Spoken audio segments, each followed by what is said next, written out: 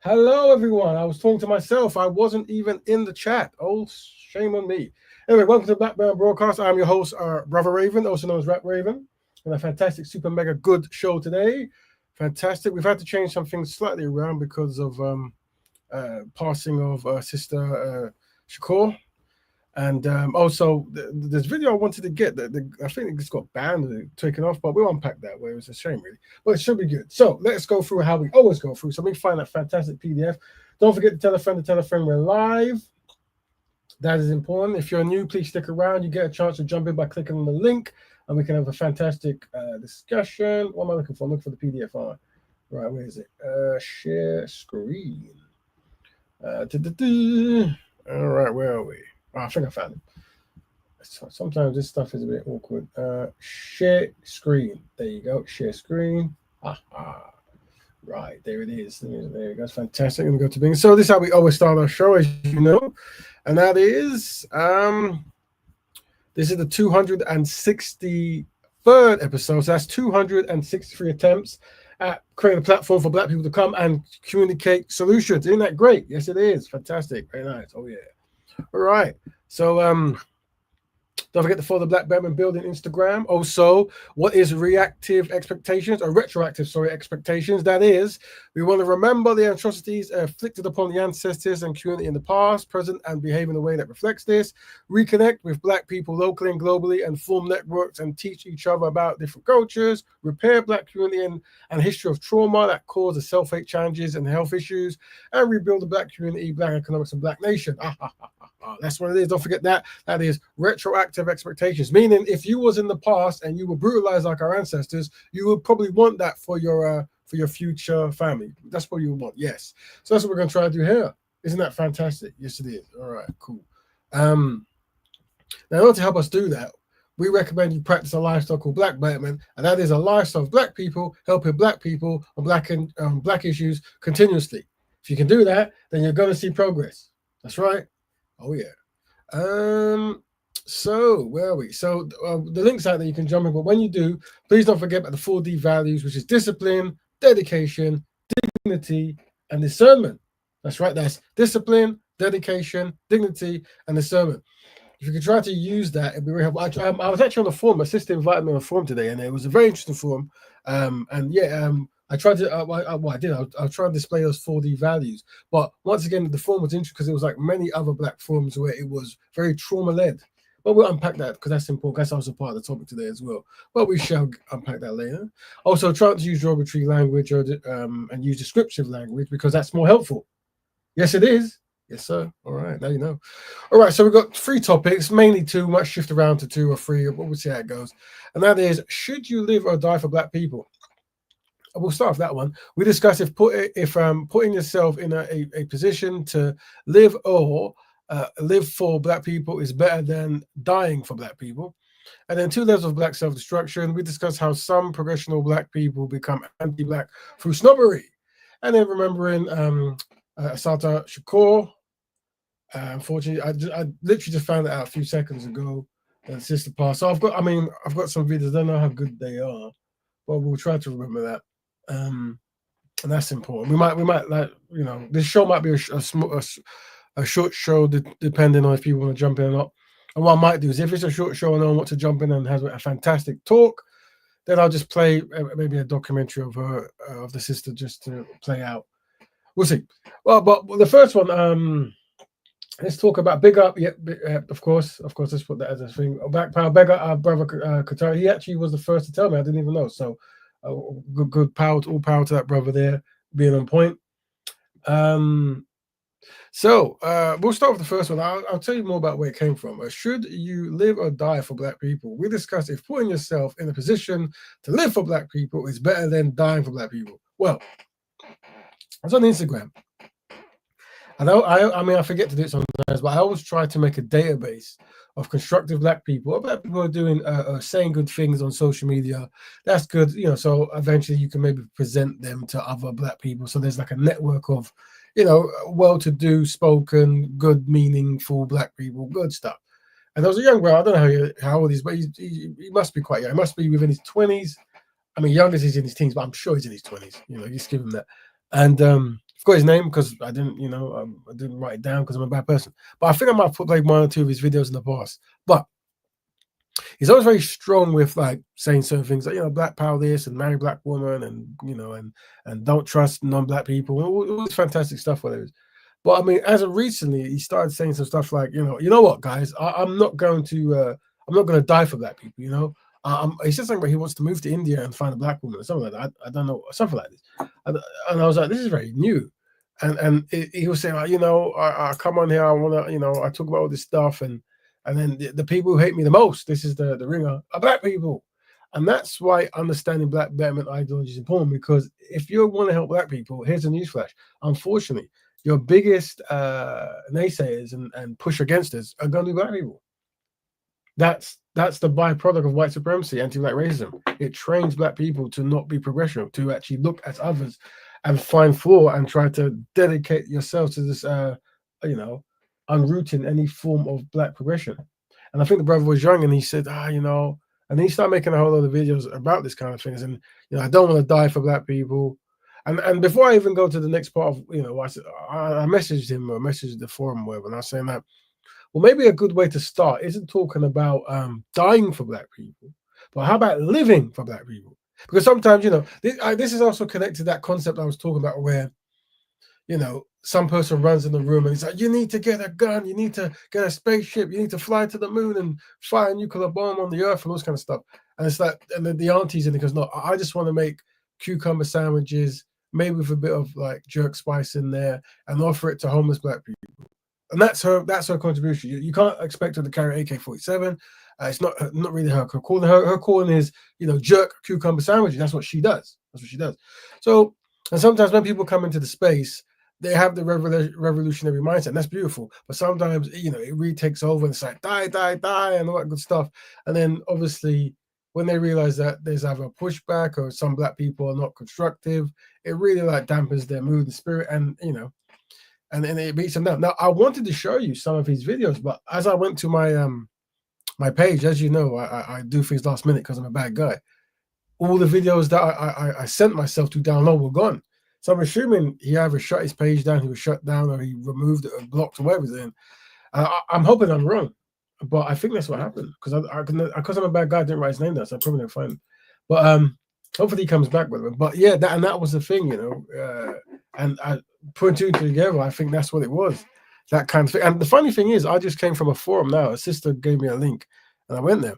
And it was about it was a topic about biracial community members or something. And there was a lot of there was a few people in this, some biracial people who were white, identified more in the sense of always defending white people, and it was triggering some Black people and stuff. And I jumped in there, tried to wet code and stuff, but even I ended up triggering people, and I might have been blocked myself. I don't know, because obviously, if you hear me speak for the first time, it can be quite shocking.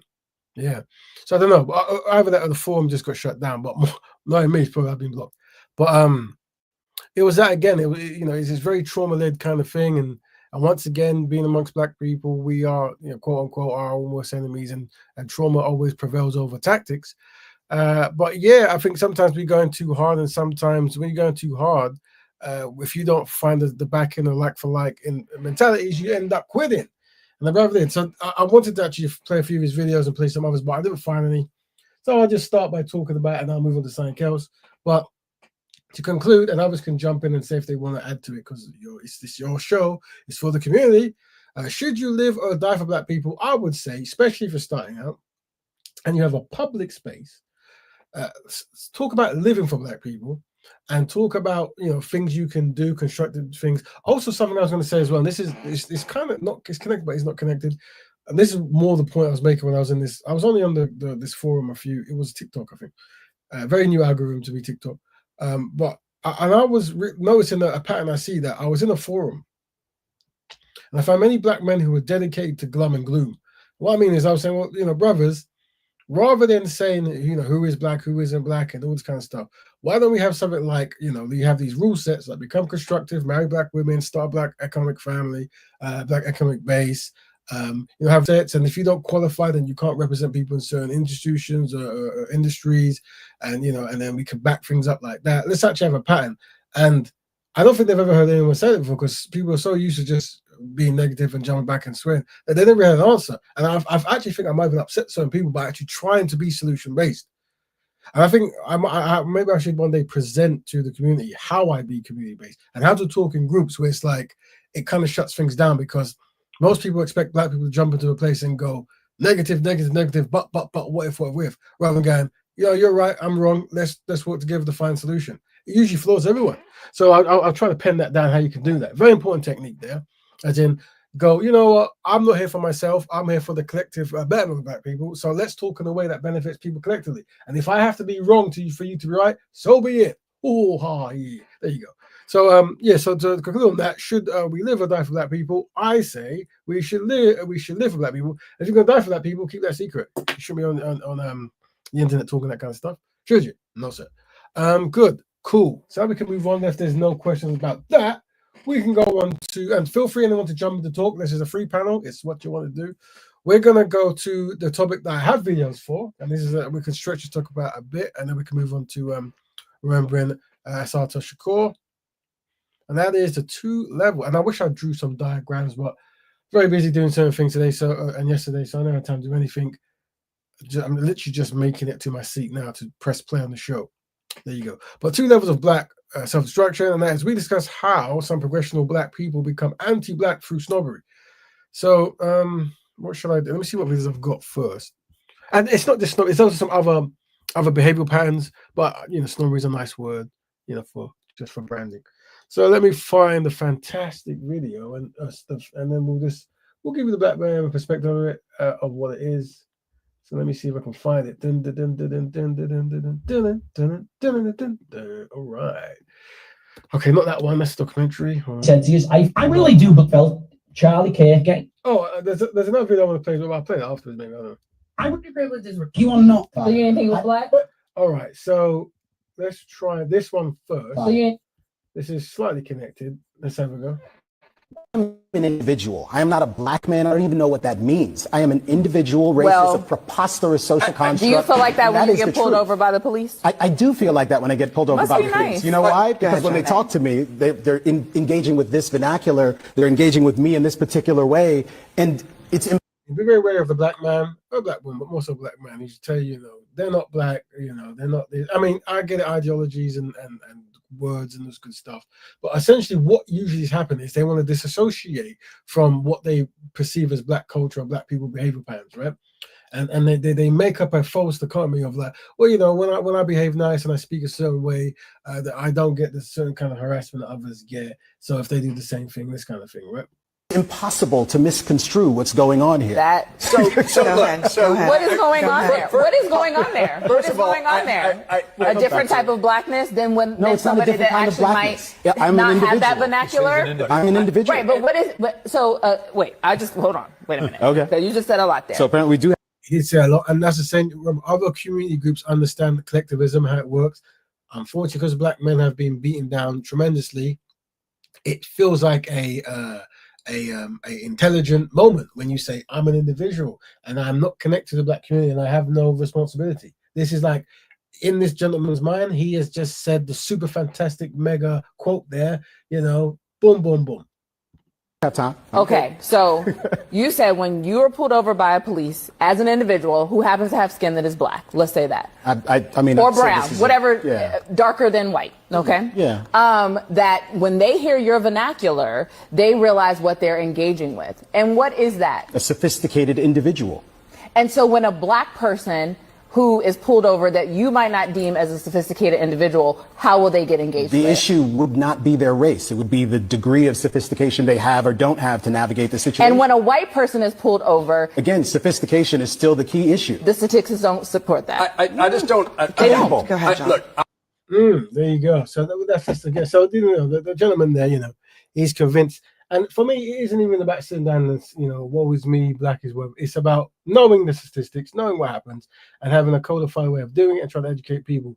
But to just ignore it or just to make a false economy that, oh no, it's about me as an individual, this kind of stuff, and blackness and racism doesn't play a part in these areas. This is not correct behavior. But these people have their own kind of mindset. So that was an easy one there to unpack. But the next one was really what I wanted to play. So let's find that one.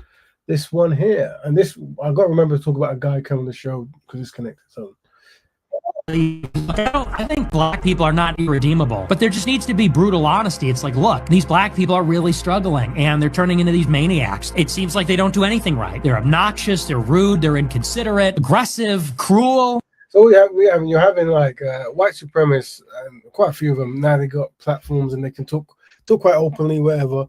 And obviously now you get the unsynchronized black men who agree with them, completely, and they behave in that kind of way. I would say the majority. I do feel like the easiest people to get into a fight with or a commotion with are blacks. If I look at a black too long, that could be my last day on earth, or it could be a commotion. You guys know what type of black I am. I consider myself a new age black. New age black is somebody who doesn't fit the typical stereotypical mold of. So he's accepted the way with black behavior that some gentlemen and gentlewomen produce, and now he's trying to say he's not that, whatever. So already there, his mind has really been somewhat compromised. An average raw. I'm not somebody who puts bling over necessities. I'm not somebody who smokes, drinks, does typical raw shit. I never was that kid growing up. Even though I was around it, I was always different. Every single confrontation I've had in my life has been with blacks, unfortunately. Ever since all the way from second grade. First of all, if you live in the black community, I assume he does, you're going to have conversations with black people. There's also something that happens where certain people, depending on their mindset is formulated, they notice issues from their own community, but not so much. And they definitely don't care about history and how that has an impact on people. They really don't care about that. Getting up, bullied by blacks, chased home by blacks, been made fun of by blacks because I didn't have the best J's, been clowned for having one pair of shoes for the whole school year, been roasted by blacks for liking wrestling, roasted by blacks for liking Street Fighter and video games. Once again, he's describing black people and a behavior pattern, but there's thousands and thousands and millions of black people in the world who like the things he said there. This is not exclusive to whatever group he thinks it is. I mean, I wear shoes. I play Street Fighter. I did. What else did he mention? He mentioned something. I'm sure I do the same. Roasted by blacks because I always spoke with some sort of poison, eloquence, to the point where so much so I had to dumb down my dialect just to fit in with this. People's interactions with blacks is what give people the wrong depiction of us. And like I said, I'm glad you said, Brother Dominic. I was and Brother Dominic says, Brother Raven, do you remember the African brother who came on the show maybe a year ago or more and worked for a big company and called black people losers? Yes, him and some other brothers around at the same time. And this is the kind of behavior I'm talking about. This kind of snobbery might not be the best word, but it's a good word to use. And it's just and for me, just to be clear, there is a value in recognizing wayward behavior and wanting to move away from it and not practice it. Right, and I think you might get a tick for doing that. Like, well done. But what we're talking about is where you go the other way around, where it's like you then try to remove yourself from all kind of black people, and then you start using talking points from white supremacists and almost even becoming one and joining their ranks and making podcasts where you're literally laughing and giggling at the mistreatment of black people while ignoring all the terrible things that happen to black people. Very interesting thing to do. One good black is going to suffer with the whole bunch. One bad apple spoils the whole bunch. Like I say, blacks, I would love for us to. Also, just a theory. I know there's obviously different variations to a person, but when a black person or anyone, but let's say black people use the term blacks, I'm usually in case study mode. Okay, let me see what's going. Certain people come on this channel who are against black Batman, and they use that same term, the blacks, right? And this is once again trying to, from what I know, is trying to have a kind of semi-degradable way of describing the people group they're not displeased with, but get away with it so it's not stopped. You see? And just be aware that I could be wrong. Some people it's the way they speak, but generally, this is the blacks. You know, it's a very interesting. It actually was deemed as a racist way to call people at some point, but I guess no one knows it. Just blend in, and I would love for us to not beef with each other over dumb shit, not each other, not steal from each other, and just be civilized. Love for us to have flourishing communities, flourishing businesses, everything. There was a generic picture where he's showing black stuff, and I'm hoping he didn't, and it was whoever made the video. But I'm going back now, and that looks like there's a black man just blend with a European woman. So he's showing all these generic images of black people smiling, and when it comes to picking a wife, and I would love for. I assume that's a European. Might be a woman with albinism and wearing blonde weave, but from this, it's a very small video, I suspect. But then maybe they're just using stock footage. But you know, I'm sure there's stock footage or AI of a black man loving a black woman. But once again, this, I don't know if he made it. Might be this the channel, so who knows. Us to not beef with each other over dumb shit, not each other, not steal from each other, and just be civilized. Love for us to have flourishing communities, flourishing businesses, everything. But it's just like, it's just never gonna happen. It's literally impossible. Yeah, and he and my is literally impossible. And to be honest with you, I was on the phone today with, I would like to think they were pro-black people, or the way they were speaking. They were quite extreme, which is a good thing, but maybe not this.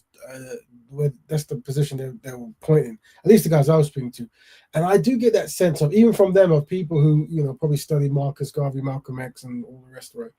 They were defeatist, and how I get that is when you go to a person and you describe solutions, and they're just like, they're ready to go back into like, oh, but this, that. Not even but, they just go back to something else, or they focus on trivial things. Trivial. I was talking in a group today, and they said, well, where are you from? Like, you're quite light skinned. I said, well, my mom's from Afro-Dominican, and my dad's Afro-Jamaican. It's well known, I'm Afro-Caribbean. And then it goes, oh, Dominica, they don't identify as black. And I said, oh, no, I'm talking about small Dominica. Matter of fact, if you go, it's like seen as the second most blackest country by percentage outside of Africa, right? And they went mad. They were like, that's not true. And then they went, and then I don't know what they found. It's not true. It's not. I said, you can look at Wikipedia. Not that that's a good source of truth. And they were going mad. And then they were constant. And then there was, why did you bring that up? I said, no, because you said I was Dominican Republic, and that's not true. So I gave you an example of being black from Dominica. And they wouldn't let it go, to the point where it goes, yeah, you should bring it up. And I said, I am wrong. You are right. I apologize. Let's help black people. And they still can't let it go. So this is the strategy that I always use to demonstrate that, unfortunately, in the hearts and minds of many brothers, that they don't expect to enter a forum and find solutions. They expect to enter a forum and give certain kind of things. But I could be wrong. But I think I could be wrong, because usually I could be, But but I seem to get that pattern quite a lot. And that's something that hopefully we can develop strategies and talking patterns. It's very important, these talking patterns, because when you go to a place, you use certain kind of words, certain kind of ideas, and it centralizes and focuses on a particular point. And then it highlights who might be correlated with that point. And it's like, is it possible for us to find a solution? Like this kind of who is black, like I think their form was who is black, and we can't do anything because we don't know who's black. I said, well, we practice black Betterment, and we have a way of identifying black people, as well as we talk aesthetics, ancestry, and action. And if you correlate those three, then you can have a black Betterment space, because you're synchronized with what we're trying to do. I guess that answer was too practical, and it just blew people's mind.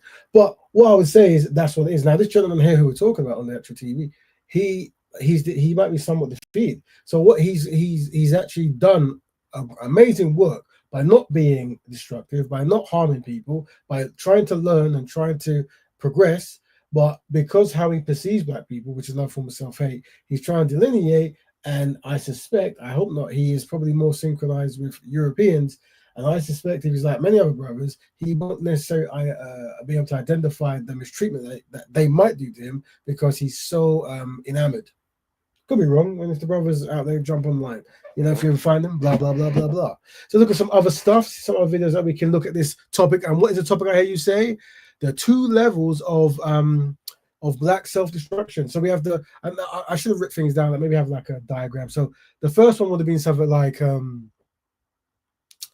don't know, like something like a big word, like like catastrophic, or or something, right? And the second one would have been something different, where it's like it's more about personality. It's more like how you perceive things, and that makes you delineate after the fact. So you don't do the direct dodgy stuff like beat up your community, beat up your wife, sell drugs, or harm people, or harm kids, or whatever it is that you're saying is a problem. But you do now spread that concept upon black people as a whole, and then want to move from black communities or black identity to something else. And then this will impact your social media, where you're talking down about black people and this kind of stuff. And we see it. And like I said, like Brother Dominic said, we had gentlemen who jumped on and they're like, I'm well educated, but black people are stupid, and there's nothing you can do to help black people, and and then but they will never say anything wrong about the people who put black people in that position. So it's interesting thing. Let's see what other videos we have. I've only got a few, not many. So this brother. Shall I do this? Let me do the brother first, and I'll do the sister. So this let me pause this sister for playing train. Right. So this is the sister I follow. She does like black hair love. And we're gonna go more down this because we did the topic about this. But the sister, I think she read a book about loving your own hair. But I think I've seen this brother, and I've come on his page before. And what he does is he walks around the streets, and he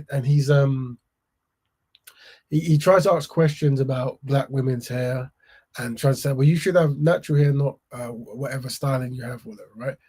And on the surface level, not really, but it's like, oh, he's trying to do a good thing. He's trying to make sisters love themselves. But once again, we spoke about this last week. This is probably a backhanded compliment, and it's not first of all, it's not your business, but second of all, you're not tapping into the history of what black women have gone through, or just being nuanced with your approach. And more than likely you're doing it because of the shock value. Black women are easy target. There are many self-conscious black sisters, and it's going to get a nice click. And I think his entire page is based on this behavior pattern. I think his sister called him out, was merciful to him before, and I was as well. I said, maybe you're not aware, young man. But I think he understands his traction and this kind of action. So that's what he's doing. Then you can go stop playing Trey. This video is for you, big man. Do you not recall on the 11th of September, over a year ago, I made this video? So I'm promoting natural hair. How is that hating on black people? Promoting natural hair, you're downplaying on women. Black women don't wear that they don't love themselves, that they're insecure. That's just not true.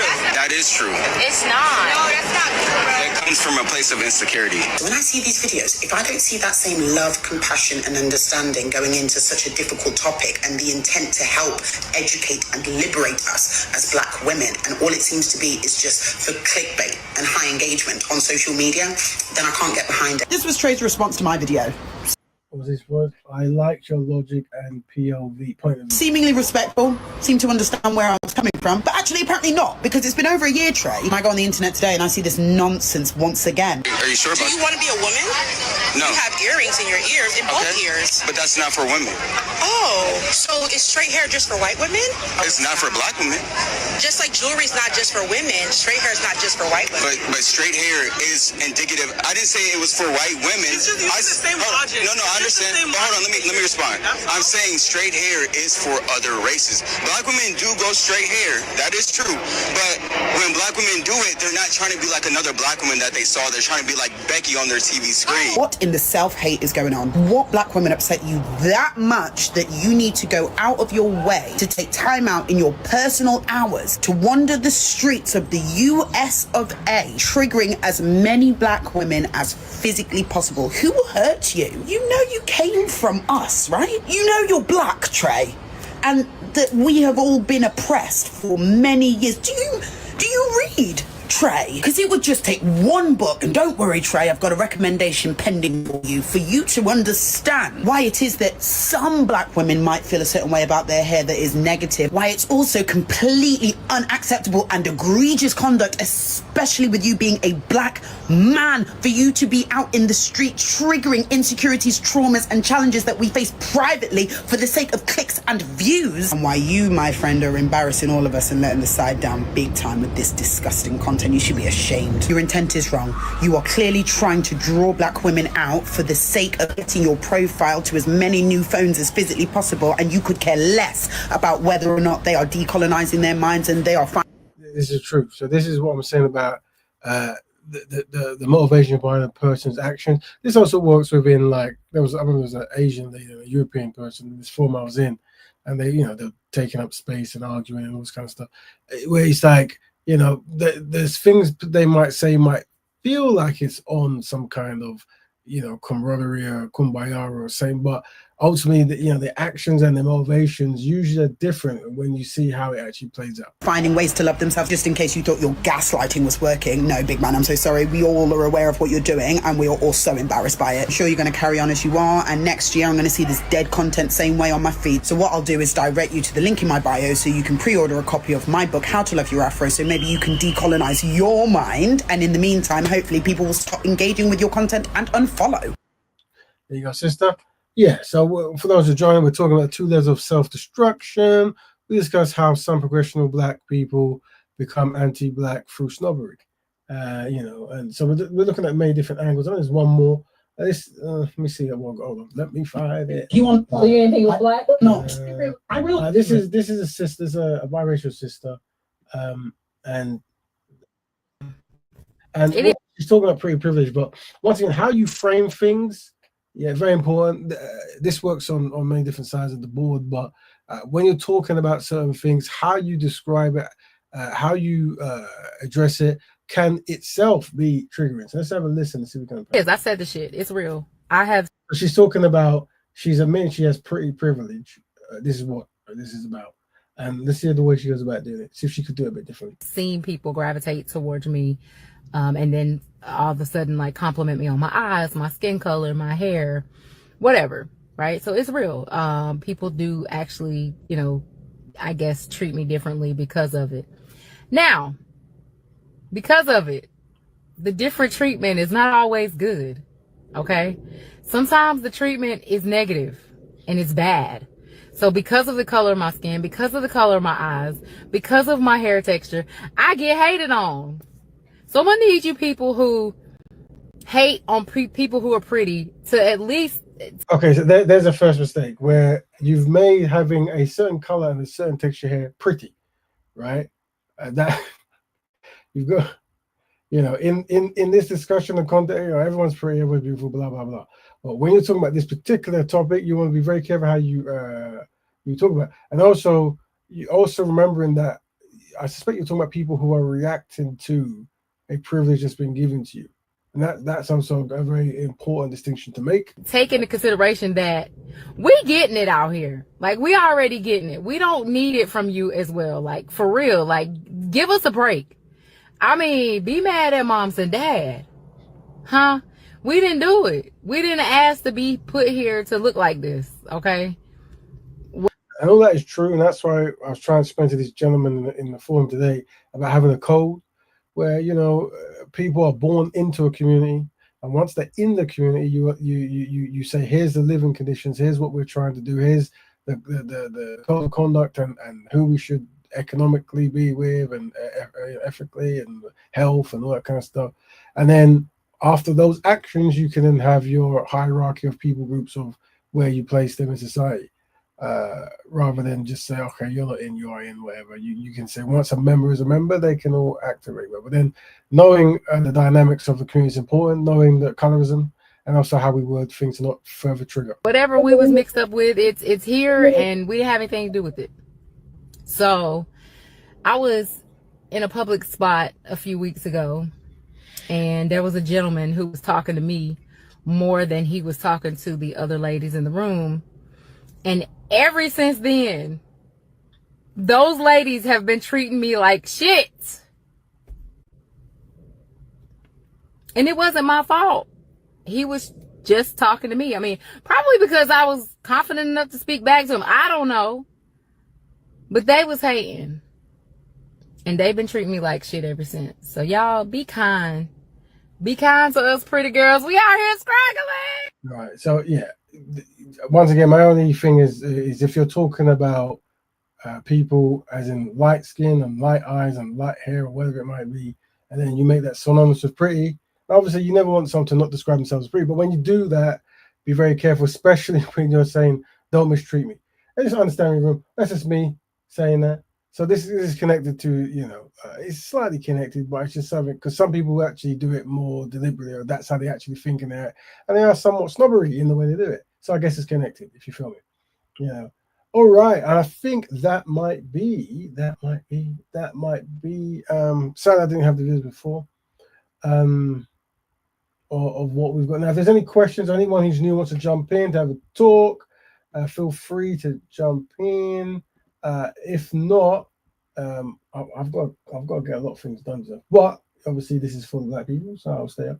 But what I can do is play some videos. Unfortunately, Sister Shakur has passed. I'm only finding about it now. It's most unfortunate.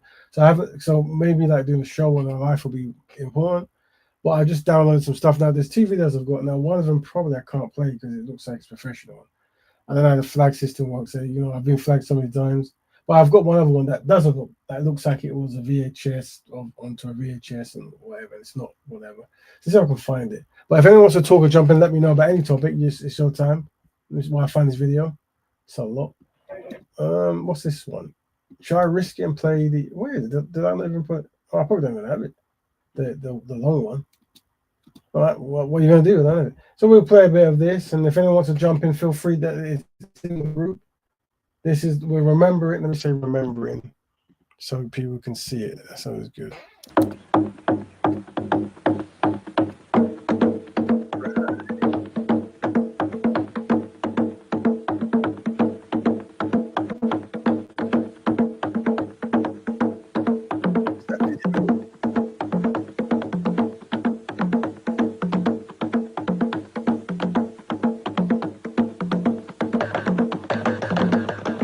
Drums or drums?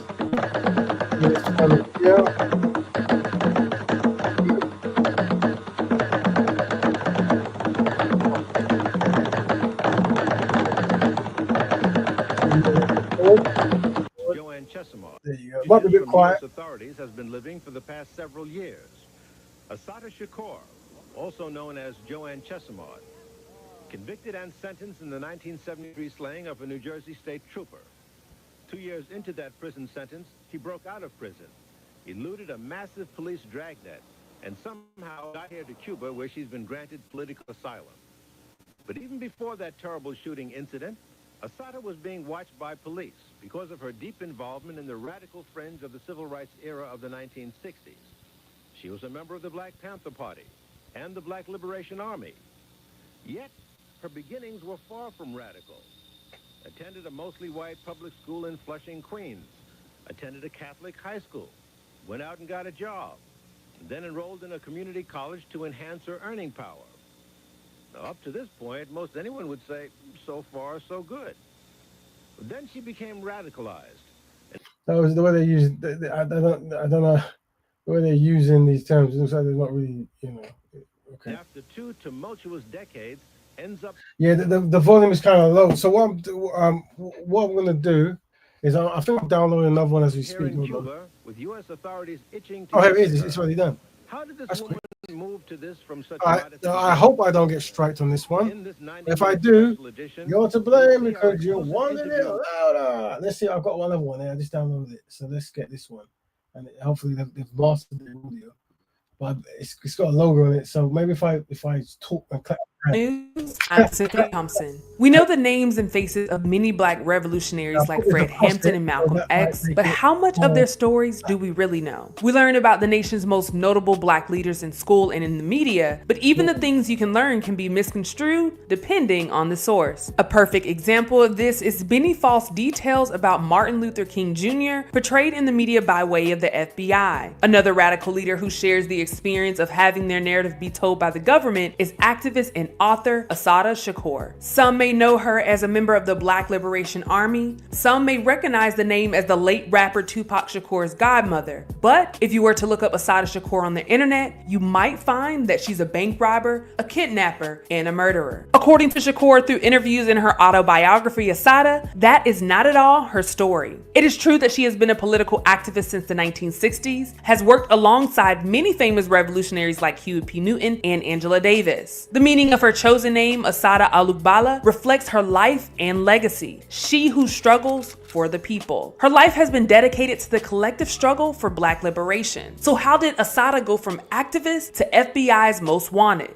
This is what you didn't know about Assata Shakur. There is no evidence of the birth of Assata Shakur, at least none that can be confirmed by the FBI. The wanted poster released by the Federal Bureau of Investigation lists Shakur's birthday as July 16th, 1947. But in parentheses, it states, not substantiated by birth records. The FBI also notes that Shakur used August 19th, 1952 as her birthday. However, she was born as Joanne Deborah Bryan, what she calls her slave name, in Jamaica, Queens, New York, where she grew up moving back and forth between her mom, aunt, and grandparents in Wilmington, North Carolina. Growing up in the Jim Crow era, Shakur's grandparents, Lola and Frank Hill, who owned a local dance hall, instilled in her a sense of dignity, especially regards to white people. They would tell her things like, "You're as good as anyone else. Don't let anyone tell you that they're better than you." And when it came to white people, she was forbidden from calling them ma'am or sir, looking down while speaking to them, or any other subservient gestures. In her autobiography, she writes, "I was told to hold my head up high or risk having my grandparents knock it off my shoulders." Although Shakur experienced racism earlier in life, she wouldn't begin to radicalize into her late teen years. At 17 years old, Shakur dropped out of school and moved out on her own. She lived with strangers for a while until her aunt Evelyn, who later became her lawyer, took her in and helped her get her GED. She would go on to attend Bureau of Manhattan Community College and later City College of New York. She made friends with many of the African students on campus. Then one day in 1964, a discussion on the roots of the Vietnam War changed her life.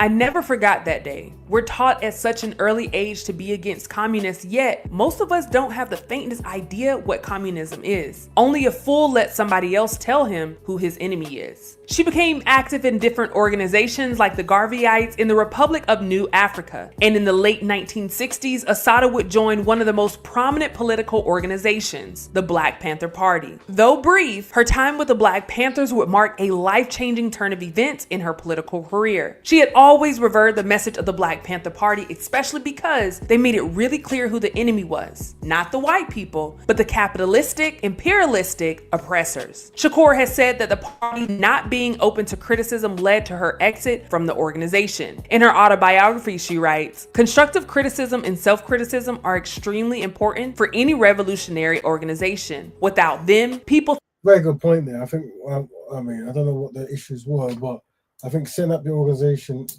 to receive criticism and reform it and stuff is important. Very important.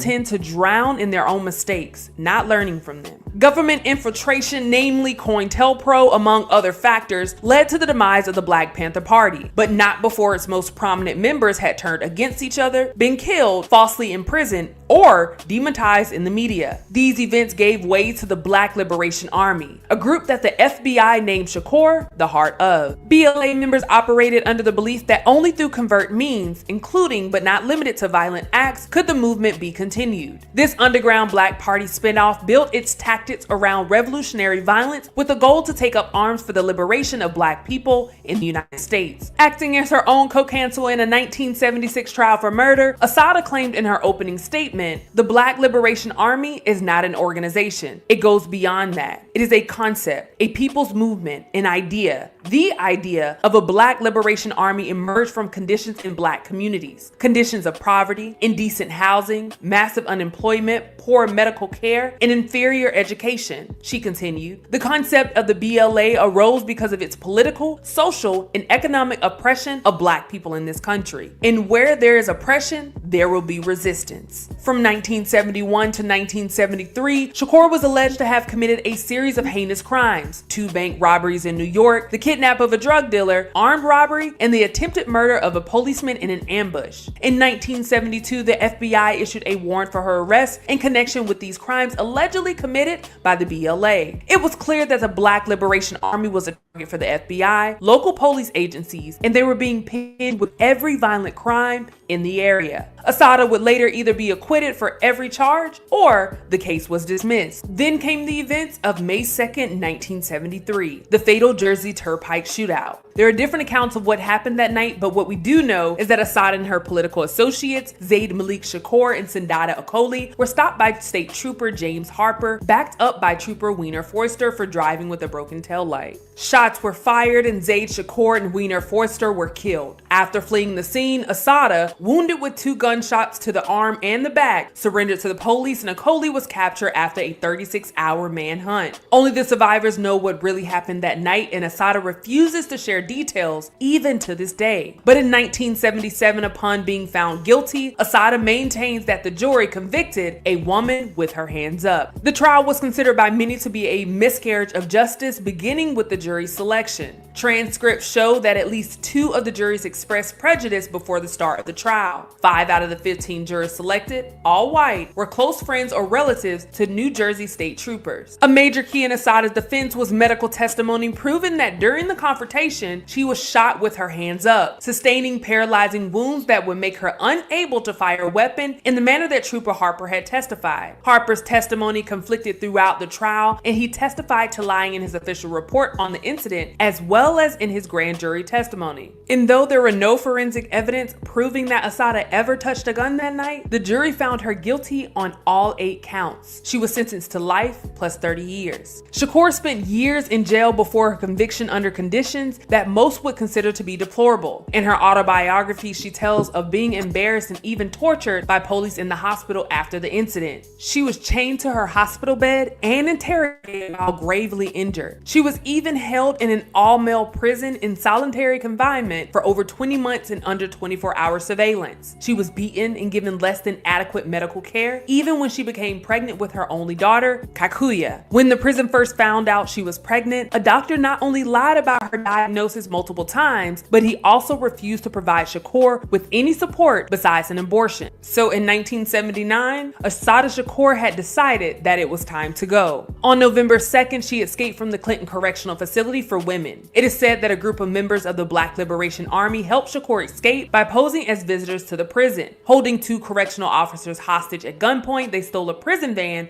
to get off the facility grounds, leaving the hostages in the parking lot before switching cars and fleeing the scene. Shakur refuses to go into detail about her escape in solitary with those incarcerated due to their involvement. After breaking out of prison, Assata went on the run and remained underground for 5 years until fleeing to Cuba and receiving political asylum in 1984. To this day, Shakur remains in Cuba with the FBI classifying her as a domestic terrorist since May 2nd, 2005. In 2013, on the 40th anniversary of Trooper Forster's death, Shakur became the first woman added to the FBI's most wanted terrorist list. They placed a $2 million bounty on the activist. In 1998, Shakur told Source magazine, "The US government tried to eliminate me, but I'm not a criminal like they want you to believe, or a gangster. The FBI has a way of leaking all kinds of stories about me to the press, the same way they've always tried to criminalize the Black liberation movement. Because of this, we as a people have to be really clear about who we are and what we stand for. Even today, we see the media misconstrue the facts in many cases of social injustice, but with the emergence of social media, we're able to see the truth play out in real time." Robert Doyle, a lawyer connected to the BLA, is quoted in the book Days of Rage as saying, "Assata was never this massively important figure the police portrayed her as. She was important, but the police made up this mythic image of a super Black woman with an afro and a machine gun. She was never that."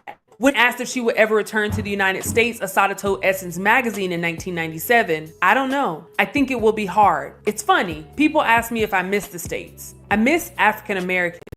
I miss our culture, our speech, dance, and cooking, but not the US government and all the things that they put me through. I miss my friends and family. When I ask how things are in the States, they don't give me the okie dokie. They say, honey, things are hard. It reminds me I have to keep struggling. And at the age of 75 years old, Assata Shakur remains in Cuba. Stay up to date with the latest news by subscribing here to our YouTube channel. Follow Hype Plus across all social media. All right, that's Sister Shakur. Unfortunately, the ancestor now just passed.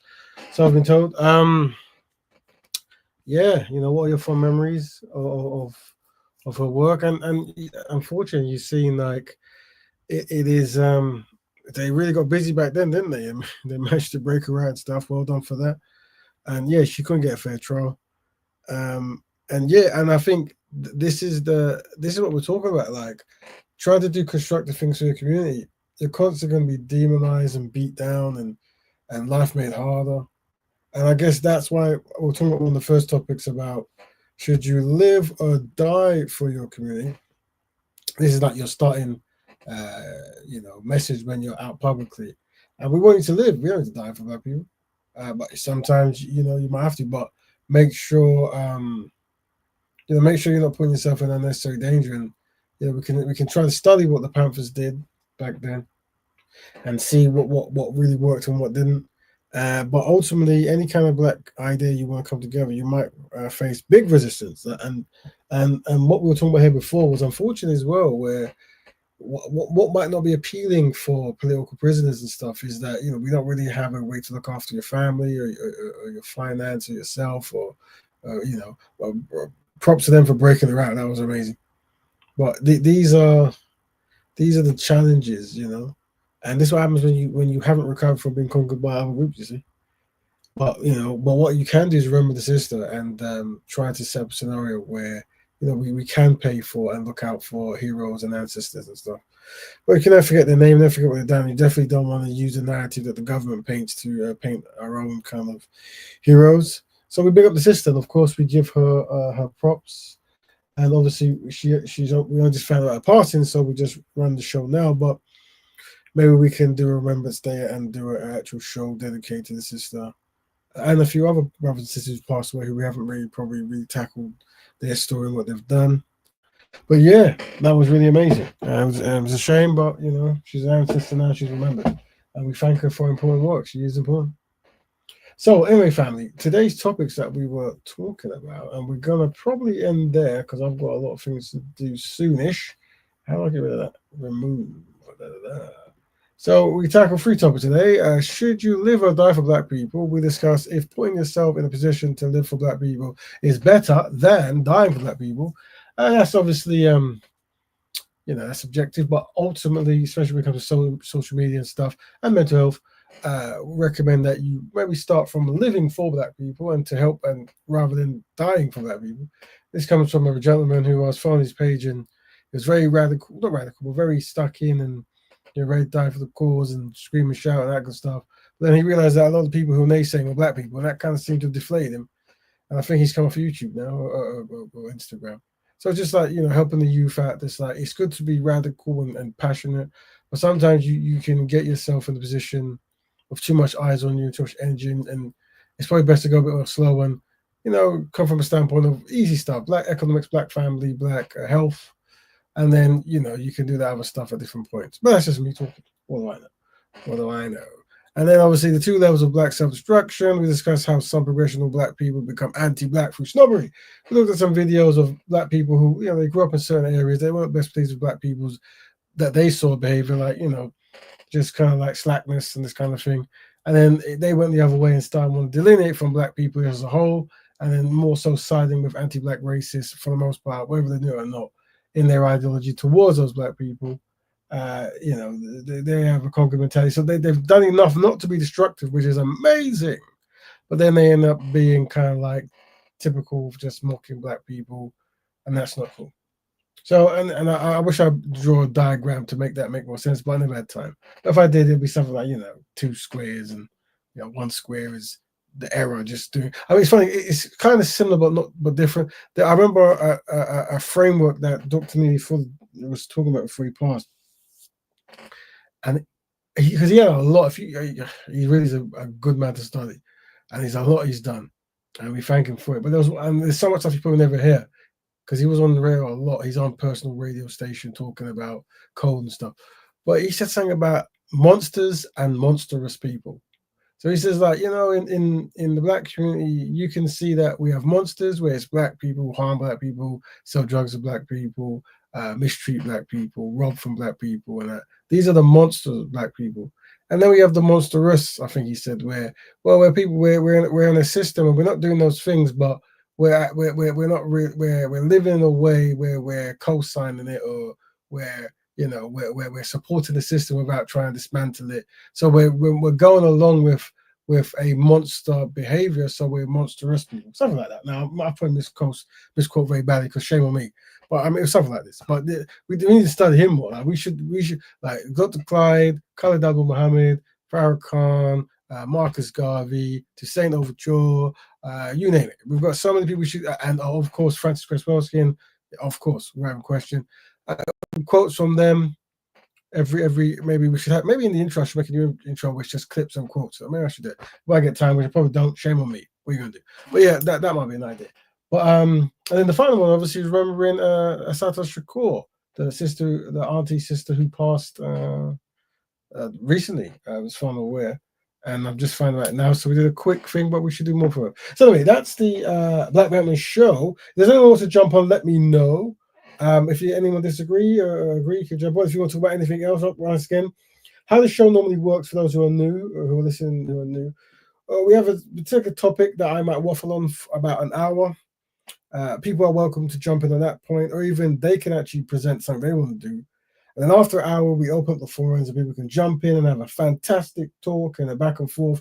Could be about the topic, or it might be, look, something else like, I met you on the internet and you said that black women are wonderful, and I disagree because I think no one's wonderful. Oh, cool. Well, look, come and let's have a talk about it then, whatever. Right?